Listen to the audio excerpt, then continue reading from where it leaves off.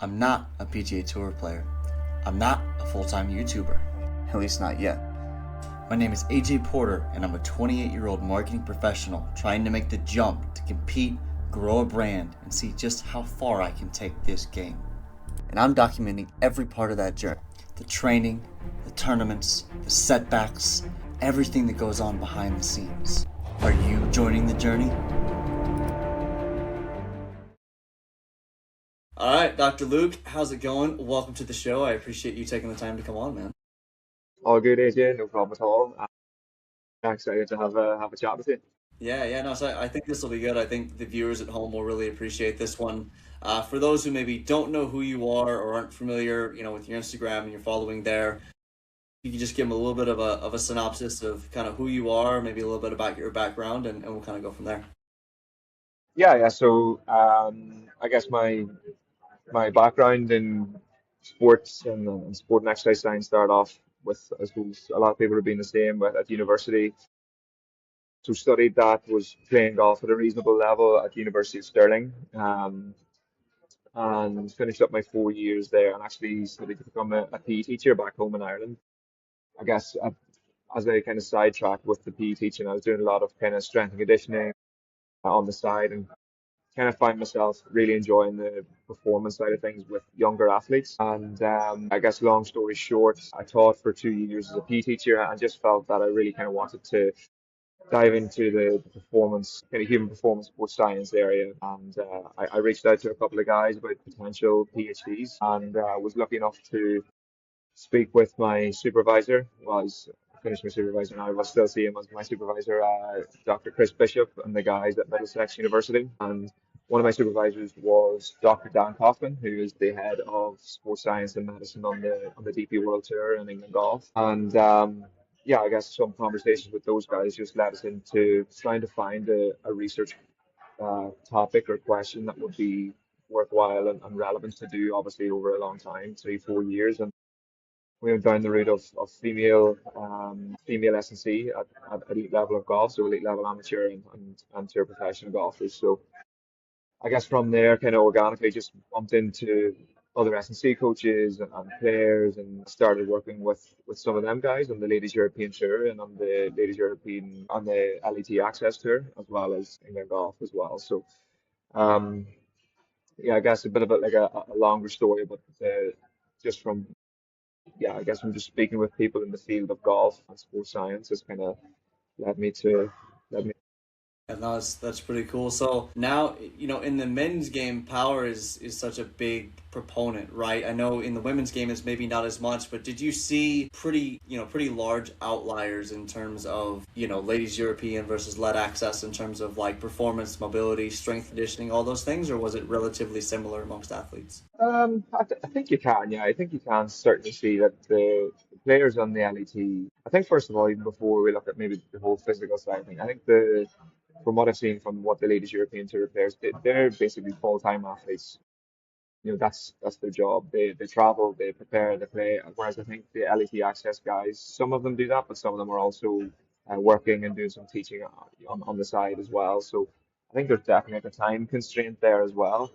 But like when we look at the physical side of things, it can be a difficult area to kind of just generically cover because I've seen some girls on the Asia European Tour who are outstanding, like such good athletes and what they're producing in the gym and how they move and their knowledge around S&C and physical performance. But their actual golf numbers aren't that good.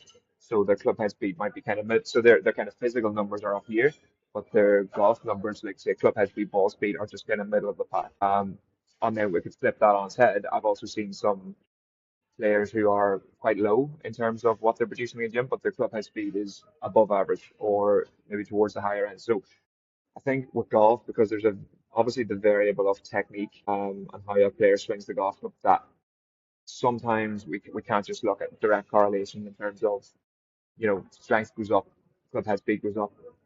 It gives us a guide or a framework, but it doesn't always kind of work like that. But I think overall, I would just kind of maybe just finish on this comment on your question, AJ, is that, the athletes that are coming, the golfers that are coming out now, are proper athletes. kind of been lucky enough, work with England golf for the last kind of year or so. And like you see them at 12, 13, 14 years of age, they're being exposed to high level S&C coaches, um, and they're moving really, really well. One thing that I have spoke to a lot of guys about is that I'm convinced now that I'll speak certainly on the female side because I'm more experienced in that, is that there's girls that are 14 or 15 years of age that are probably operating at poor standard in terms of what they're producing physically because they have had access to high level coaching consistently over the last 2 or 3 years, whereas these European tour guys may not have had that access. And also, again, obviously the time constraints are different for LET and young amateurs. Yeah, no, I think that makes sense. I think that's so. Scott Fawcett was one of our first guests ever on the show, and he's been talking about that for years at this point, where he's like, 180 sort of ball speed on the American tour is sort of the number now, but like he's like, it's going to be 190, and it's going to continue to just keep creeping up, and I do feel like we are seeing that. I don't think it's the end all be all. This show had kind of started as like, what's the difference, right? Like, what's the difference between why some people make it in professional golf and why others don't? And we've sort of gone down this rabbit hole of mental training and physical performance and sort of all these things. And 180-mile-an-hour ball speed was something that came up multiple times and actually sparked a lot of debate. But it's interesting to hear you say that sort of as a strength and conditioning coach. So you're like, look, these guys are going to be athletes. They're really coming out, and it's just shocking, like how good of athletes they are. Yeah. Again, like I kind of made a video on this on my Instagram yesterday. Is that like there's more and more stuff being posted now. The European Tour Performance Institute posts regularly, what the guys and the girls of the Ladies European Tour what they're doing, in terms of their training and how they prepare. And it's always improving and always evolving. And those guys, in my experience, and working with them and being around them, they're sponges. They're going to try and find that 1%. They're going to try and find something that's going to improve them. Uh, and yeah, as I said to you before, AJ, I think human performance and sports science for golfers is continually improving and it's starting to get into a good place now. Do you have any sort of baseline numbers? I know there's obviously the technique component to it, so it's tough to say, but let's say on hex bar deadlift, or maybe it's unilateral bench press or cleans or whatever, anything else. Do you have any sort of metrics that you look at? It's like, oh, all right, this guy is deadlifting X amount. He should at least be able to swing it this fast, at a high level player. Do you have any sort of metrics you look at in terms of those things? I actually don't. I don't really. For me personally, other coaches might do this. I actually don't because I think there's lots of different variables in here because you have to remember, if we're looking at a guy that's 100 kilograms, 6'4", their their norms are going to be totally different to a girl who's half that weight, like 50 kilos and 5'6". So it depends. What we can look at though is I guess the norms that are put out there in terms of the tests and procedures that's run on tour. So usually on tour, what the tests that are carried out are an isometric mid-thigh pull, an isometric bench, kind of movement jump. Now there are a few more that coaches need, but there are kind of three tests that S&C coaches on tour will use, and they're tests that I've used throughout my PhD as well. And now that we've kind of gathered data across the last, well, in the female game, kind of last 5 years, in the male game, probably a wee bit longer, in the last 10 years, we kind of know where like the top 10% are sitting, where kind of the middle ground are sitting, and then the bottom 10% are sitting. That can be a guide in terms of where what players are producing, and we can also get that through, as I said, through the isometric mid-thigh pull, the iso bench, CMJ, and also club head speed stuff and ball speed stuff. But I'm always kind of wary of that, as I said, because golf is an individual sport. We need to kind of pay respect to the individual nature of the athlete in front of us, essentially. How do you know? One of the questions that I feel like that I've always sort of struggled with in my own programming is how do you know when you're at, and it is individual obviously, but like when you're at a place where you can stop focusing so much on strength and you've built sort of the engine and you can start learning how to use the engine and things like power and speed. How do you judge that sort of threshold with players? Yeah, so it's always the a question of I've kind of questioned myself and other S&C coaches before is how strong is strong enough? When does it become kind of the cost benefits ratio when we have to start weighing that up? I think right, you're never going to, it's never going to be detrimental to keep getting stronger. Where it can be detrimental is when you start compromising technique, or maybe doing some, maybe like carrying out some strategy in the gym that's going to be unsafe. That's where it becomes a little bit dangerous. But I think the goal should be to continue to try, regardless of what level of strength that the athlete is at, continually trying to improve that level of strength, or at least maintain it. Because you have to remember, when we get to in season, it becomes a bit more difficult for golfers to continually train all the time. So we can at least maintain it. But once we get a golfer to a reasonable level of strength, then we can start kind of focusing on more kind of ballistic and power output stuff. So for me, it'd be maybe 1.5 times their body, or well, sorry, 1.5 times their body weight would be strong. Strong enough that we can start maybe looking at different areas of their kind of physical capacities. Now, I guess we've been lucky enough as well. Like, if you use force plates, what force plates give you is it gives you like a peak force value, which is essentially their maximum strength value, but it also gives ballistic quality, so how fast they're producing force at different time points. So what you might see is someone that it has a really high level of peak force, so their strength is really, really high, and we can look at that and match that across to say the guys on tour, their their ballistic qualities actually might be down. So we can look at that and say, okay, well, this guy or girl is deficient in their ballistic qualities at certain time points, so we obviously need to focus on that area. Now, that's all well and good. I totally get, not everybody has force plates, so sometimes as coaches we have to use our eyes, and again, that's totally fine as well. Yeah, but for me, to kind of answer your question, I think if once they get to like 1.25, 1.5 times their body weight, they're probably in a good place, and we can start focusing on more kind of ballistic and power work. And just to clarify, when you say that, it's on like compound movements like bench or squat or one Yep. of the compound movements you Yeah, mentioned I earlier. think, yeah, the kind of cornerstone of, again, my kind of philosophy will be around those compound lifts. So your hex bar deadlift, bench press, overhead press, some sort of rowing variation, 10-day row, bend over row. The compounds will always be the kind of cornerstone of trying to improve a golfer or an athlete. What's your take on the importance of unilateral versus bilateral training? I know it's this is super in the weeds question for anybody out there, but unilateral versus bilateral training in terms of, are you doing unilateral training every week? Are you doing, mixing it in here and there? Do you think it's very important for golfers? Are you more so, let's build the engine and then do ballistic from there? I'm more so build the engine and kind of build it from there. And saying that, you know, I think unilateral work is one of these things. It's actually it's quite similar to mobility in the sense that if we look at research in isolation, research will tell us it's not like from a performance indicator, it's not massively important in terms of, if you look at a unilateral program in comparison to a bilateral program, you know, it's not overly important. But research says the same about mobility. The issue with that, and this is my kind of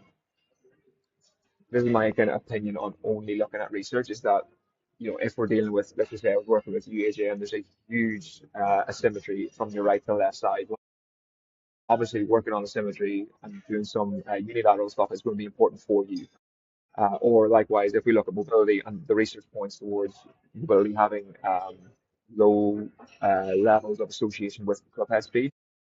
If a guy or girl can't cannot turn, or cannot get a full turn through their thoracic spine, and their thoracic mobility is really, really poor, that's going to be important for them as an individual athlete.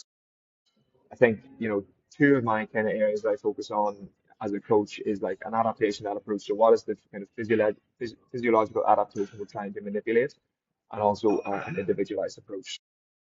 If it's an area that I feel that we need to work on with an athlete, we'll definitely do it. Or if say, for example, someone's coming back from an injury on, on an upper or lower limb, be it right or left arm, right or left leg, yes, we'll focus on that. But if the athlete is healthy and the asymmetries aren't glaringly obvious from, if we can use force plates or whatever kind of technology we have, I'll just keep building the engine and then build the power work on top of that.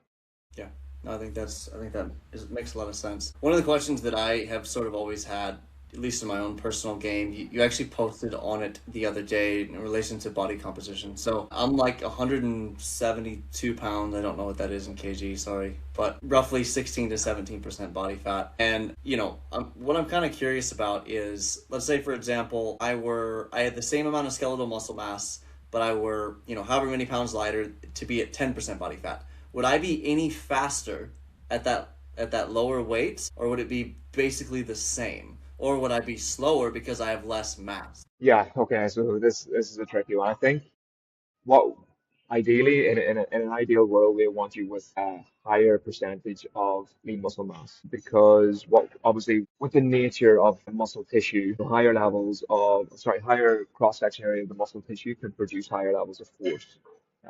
So I think it would be better to have higher levels of lean muscle mass or lean muscle tissue. But the reason I posted that around body mass was it was kind of a individual thing I noticed. It certainly wasn't an experiment, but it was a thing I noticed. I was working with a girl, a young girl. She was 14, 15. So she was part of a team I was working with. Or sorry, we weighed her in, I think it was in the off season. So it was like just before she went into in season, like February time.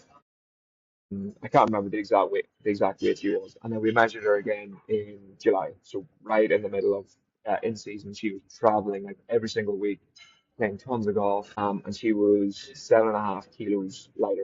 She Oof. had lost 7.5 kilos. For a girl, well, for anybody, but for a young girl to lose that amount of weight is insane.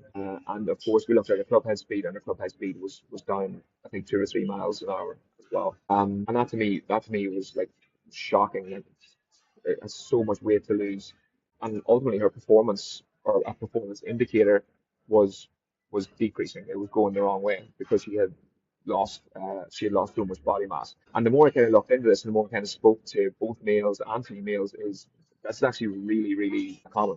In that, the players might do some S&C in the off season. They might have more time to look after nutrition and stuff like that and the recovery. But then once kind of March, April time hits, it's just, you know, it's just go time. It's just playing so much golf. S&C might look like, used to do 3 or 4 sessions a week. Now I might do one, if that. My nutrition becomes sporadic because look, we all know we're golfers. We're traveling long hours or long travel time, so our nutrition can go down in airports or in cars. I think it's fair to say nutrition at golf courses can fluctuate. There's some really good stuff. There's also some probably not so good stuff. So all these kind of factors were leading into her body mass significantly dropping down. And then you look at her club head speed, and that has also dropped down. So yeah, I think it's a really, really interesting area. I also think it's an area that key stakeholders would need to be involved in it. I spoke to that player's parents a lot about this, but I think they need to be involved, especially if they're under 18, because it can be I'll pull no punches with this. It can be a sensitive topic. Trying to go to a young girl or young boy, say, look, we need to put some weight, we need to put some weight on. We need to maintain weight here because it's not doing your golf any good. But also, like the other aspect of this, with losing so much body mass, you're kind of prone to more illness, injury. We haven't even haven't really even spoke about this from an S&C point of view, and the importance and what S&C brings to golfers in terms of being available to practice, being available to play. But I do think there's kind of key stakeholders need to be involved in that. And again, nutrition is an area. Like I know a friend of mine is doing some really good work in nutrition in golf as well, so that's also improving.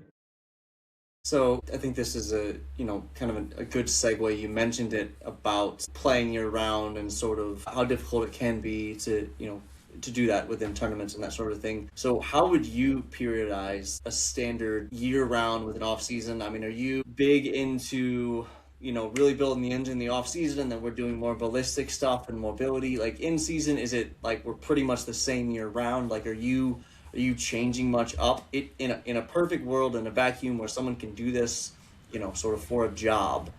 What does that perfect world look like for you? Yeah, I think certainly in the off season, like I still have, so what we're in February now, you still have some guys in the off season. It's a really good chance, and it's important to you communicate this with players. It's a really good chance to load a player up during the off season, and they can experience a little bit more delayed onset of muscle soreness in the off season because they have more time to recover, and they don't have tournaments. We can expose them to a little bit more load, get them a little more stronger, maybe work on some areas they need to work on, be it mobility or if it's like a little injury kind of area that we need to work on and iron that out. So it's a really good opportunity for the, I guess, to just continue to develop as you said, develop the engine, improve their kind of foundational strength and power before we kind of move into in season. So really, like for me, if it was working with a golf like that, that time wasn't an issue and facilities wasn't an issue, you know, 3 to 5 times a week of good quality work, really focusing on the compounds, heavy lifting, um, and then kind of layering our power work on top of that. When it comes to the in season, this is where it becomes a little bit trickier because there's a couple of variables here. Obviously, as I said, you're traveling from tournament to tournament. So like I was working with one who's in South Africa the last couple of weeks. They go from a hotel where the gym is world class, not an issue, and then the next week it's a hotel and it's like 3 sets of dumbbells. That's where it becomes a little bit trickier. But again, in an ideal world, that's just going to remove, I guess, that variable. I think, the technique or the kind of strategy of microdosing is one that I've learned a lot from my supervisors and from some of the guys that are on tour. And like, it's kind of a funny story, but I was at the Open this year, I was in the gym at the Open this year, and Rory was in there, and I had my notebook ready, and I was going to write down everything Rory does. There has to be something magic that this guy's doing because he's obviously, in my opinion, sure, in everybody's opinion, he's one of the best athletes on tour. And like what he done throughout the week was like incredibly simplistic. It was 3, 4 exercises mixed between upper and lower, all compounds, some trunk work, some mobility work, and he was like gone in 25, 30 minutes. But he'd done that every single day. So I think he arrived Tuesday maybe. So he'd done that from Tuesday right through to Sunday. And it was 30 minutes, roughly 30 minutes every single day. I think that strategy of microdosing is a really, really useful and is still an underused tool for golfers during the in-season because, I think if you say, sorry, speak to golfers about S&C in the in-season, automatically they think, well, it's got to be an hour. I'm going to be sweating. I'm going to be sore after. I'm not going to be able to swing the club and all this stuff. But like, rather than doing maybe one huge session or one or two huge sessions, if you do kind of this microdosing strategy where it's 25, 30 minutes, but done kind of 5 times across the week, the likelihood is the overall total load after those 5 sessions is going to be higher than 2 huge sessions, and you're going to get more out of it across the week. Plus, the likelihood of being sore is significantly reduced, and you're going to be able to practice and play and just ultimately feel ready to play. So that is one that I kind of lean on a lot. And I've done this before, and golfers have said to me, "Look, this is really, really easy. I need a little bit more than this." And you almost have to pull them back and say, "No, you don't. You don't need more than this from day as a daily session." But if we can do this consistently, as I said, kind of 3 to 5 times a week, I think it's a really, really, really, really useful tool to do in season. And at least you're going to maintain your qualities. In my opinion, if you can maintain your physical qualities, your physical capacities in season, and you stay healthy, you've done a good job. Would you encourage anyone to still continue with progressive overload during that time, or just sort of like, look, let's maintain what we have, or because I think that's where I sort of, at least for me personally, maybe others will relate to this. Like in season, I feel like I'm still trying to push, let's say 5 pounds a week, or one of the strength conditioning coaches that I work with, Jeff Lebacchio, who's worked with NFL and NHL players. Like basically, if you complete your set, let's say dumbbell press, you complete your set, you go up 5 pounds, and then you basically effectively do it again until you are sort of failing, right? So if I do 8 and I complete it, I go up 5 pounds. If I don't complete it, I stay at that weight. If I complete it, I go up again. And that's sort of how he does progressive overload, and it's sort of like that year round. So I don't know what your take is on that.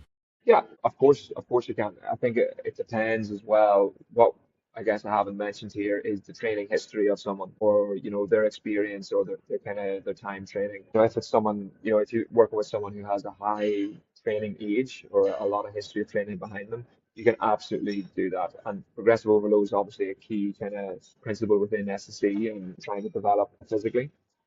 We can certainly apply progressive overload to a guy or girl that has a high training age, and they won't get sore. So, like what you're saying to me, I'm guessing that you can progressively overload, and you probably won't feel that sore the next day. You can probably practice leg off, and you'll be fine. But the issue with that is if you've done that with someone that isn't as experienced as, say, you in the gym, you know, if we start experiencing DOMs in season, can obviously be it's probably the number one kind of fear factor in my experience for golfers is being sore from the gym, and that they're not able to swing the golf club or play or whatever.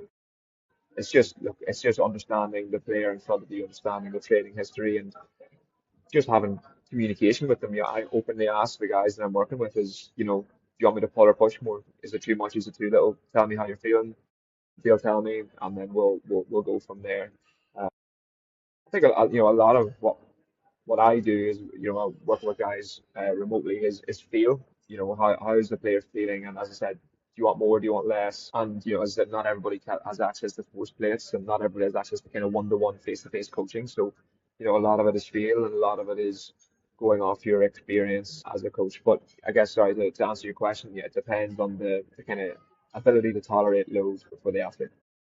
I think that makes perfect sense. Let's talk real quick about the everyday golfer, someone who maybe can only get in the gym once or twice, at best 3 times a week. What would that look like for you, and how would you program that out for them? Maybe it's a dad or something like that needs to be able to get in the gym. I think, first of all, before like I would speak about any exercise or sets and reps, I think doing or engaging in strength and conditioning, or maybe if they go to a PT or something, you're doing something that they're going to be able to consistently do and enjoy is really, really important. So don't just set out, at the start of a week or a month, and I'm going to, going to do this crazy workout, and I'm going to do like an hour and a half in the gym. I'm going to do it like 5 times a week. I certainly wouldn't be doing that. I would be saying, okay, what can I do for, as you said, what can I do for 30 minutes, uh, 3 times a week that's going to make me want to come back the next day. So I think being realistic with what you want to do. But as I said to you, I think the cornerstone of what people should be doing for, as you said, your everyday golfer is kind of focusing on your compound lifts. So your hex bar deadlift, your bench press, maybe a bent over row, a Romanian deadlift is a really good one, like a hinge pattern for working the posterior chain. You could pair, for example, what I like to do for like a 30-minute session, say, would be like pair up a hex bar deadlift with a jump. Just kind of contrast training. So you could do three sets of 5 reps on a hex bar deadlift. So after you do your 5 reps in set one, just go into 3 counter movement jumps. And you can literally do that the whole way through the session. So you could do a compound lift paired up with a power movement, and just do that kind of the whole way through. It's a really kind of time efficient method as well. I would also sprinkle in some trunk work. I like to do like an ab rollout or some kind of anti-rotation work, as well as like maybe some isometric work, like really easy like a plank. And then I think what I also would do is usually towards the kind of the back end of the session, I would do some rotation work. Some S&C coaches would, some S&C coaches love doing rotation work because of the nature of the golf swing. Some don't, but I think it's important to have some kind of load through a rotational element within your S&C. So some cable work, maybe some banded work. Probably prefer cable work because you can kind of manipulate the load a little bit more rather than band, which is obviously a fixed weight. But I think getting mobile and getting strong through that kind of rotational movement is important as well. But I don't think it has to be, as I said, whenever I was watching some of the guys at the open train, there is no kind of fancy exercise or mimicking the golf swing with a kettlebell. That's not going to do your kind of physical capacity. It's not going to make you any better as an athlete. I think focus on the compounds, the really kind of foundational work, and it'll bring you to a good place. What's your take? So James Nicholas, the guest of the show, has been really getting into, and a couple of professionals I know, really getting into sort of aerobic conditioning, especially for, performance. What's your take on the importance of zone 2 or zone 3, weekly work, aerobic conditioning, sort of all those things for competitive players? Okay, so I don't use it as a strength and conditioning coach for people improving their golf performance, but I will caveat that in a second. So there was some stuff done on this a couple of years ago now. I can't remember who done it. I think it was quite a while ago, where they looked at VO2 max and they looked at golf performance. Is there that kind of relationship between essentially being aerobically fitter and golf performance? And there was zero. There was zero correlation. Now, again, my opinion on just focusing on research in isolation, but I think it's certainly a kind of guideline. But what I would say is if someone, and I work with players who do this, if someone enjoys running or they enjoy maybe a certain type of cardio, and they want to do it maybe as an off day or maybe at the end of an S&C session, if they enjoy it, absolutely do it. As long as it's not going to cause too much fatigue for what the ultimate goal is, which is essentially playing golf to a high level, absolutely fine. But from a golf performance point of view in isolation, I don't think there's too much there we need to be concerned about. Yeah, I mean, as long as you're able to, yeah, I'll probably just leave that point there, actually. Cool, cool. Two more questions. I want to be cognizant of your time. One of which, if you were looking to, TPI has come out and sort of shown, you mentioned force plates earlier, but in terms of overall force production, the ability vertical jump, right, as a almost direct correlation to the ability to produce club head speed. What's your take on that? And then if you are a believer in it, what are some of your favorite ways to increase vertical jump? I know you kind of mentioned, you hinted at what do they call it? PAP, post activation potentiation, a little bit earlier with that matchup. What's your take on all that? Yeah, so I'm really lucky. I guess, professionally, I worked with Lewis Clark a lot, who's a biomechanist, has doing his PhD in golf biomechanics, and this is the sort of stuff Lewis and I spoke about a lot. So I find this with the ladies players as well. There is a correlation with looking at a vertical jump and club head speed, 100%. But like I said to you earlier on with the players, there is always outliers. So, you know, we can use improving our vertical jump and the relationship to club head speed as a guide or a framework. So if we can improve Age's CMJ or vertical jump, will his club head speed improve?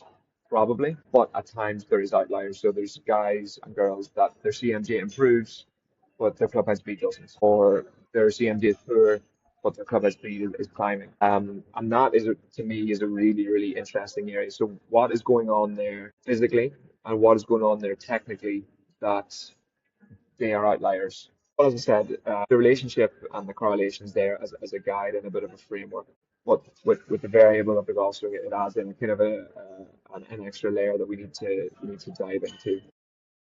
I guess what else I would say about that is with the nature of kind of how players produce force. So I've done a video on this yesterday actually in terms of we might have some players who produce like kind of stampers. So there's a lot more kind of into the lead legs, so a lot more vertical ground reaction force.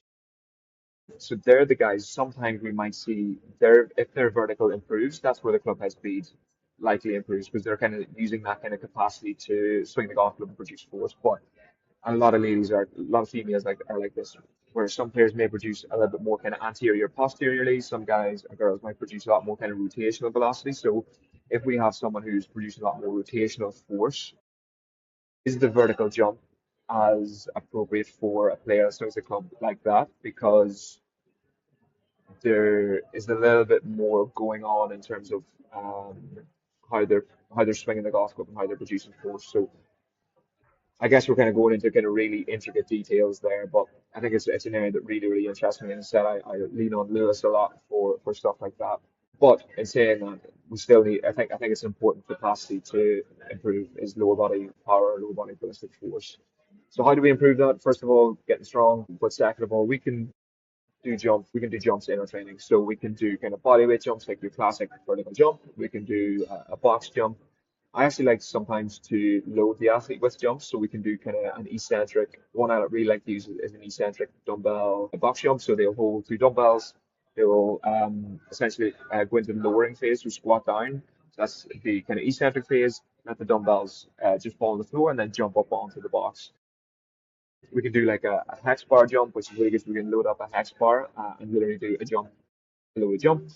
Or we can go the opposite way. We can essentially deload the athlete where we use a band, where we're using the band, hold the band like that's attached to a rig, hold the band, squat down and jump up.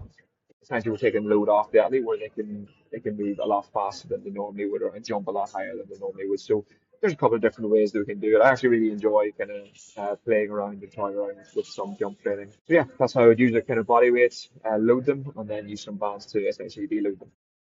Perfect. No, I think that's great. Super in the weeds, but I appreciate you going there with me. Real quick one to finish. Favorite 1 or 2 mobility exercises that you feel just about any golfer could do and not really harm anything and should be doing maybe every day? Yeah, I think the two key areas, and this is across everyone, regardless if you're in sport or not, is lift your hips and your lower back are the two key areas. And we're up, I would say, 75% of the population is probably at an office sitting down a lot of the day if you're not in an office. So they're kind of two key areas that will cause a lot of, will cause a little bit of discomfort, be it within golf or out of golf. So one that I like to do with golfers a lot is so go into a deep squat and then rotate from there. So once you're at the bottom of the squat, you're just kind of rotating your arm up, kind of essentially behind your head. That one's so And good. doing that, yeah. So like doing that 4 or 5 times each side. It's a really, really useful one. Even just sitting in a deep squat is actually a really useful one for opening out the hips. And so that's a really, really good one to use. I'd also say just like some sort of like thoracic rotation is a good one to use. Like you can also just have a golf club or a stick across your chest and just literally trying to kind of get to an area where you're a little bit uncomfortable, and then you can obviously recenter, and then just trying to push that a little bit further every time. I think it's incredibly simple, but it's a really, really useful one that you can do kind of before playing or practicing. You don't need any equipment. It takes like 2 or 3 minutes to do. So I think in terms of looking at kind of hip mobility and some thoracic spine mobility, they're kind of two ones that yeah, I mean, I have a lot of guys and girls. Perfect.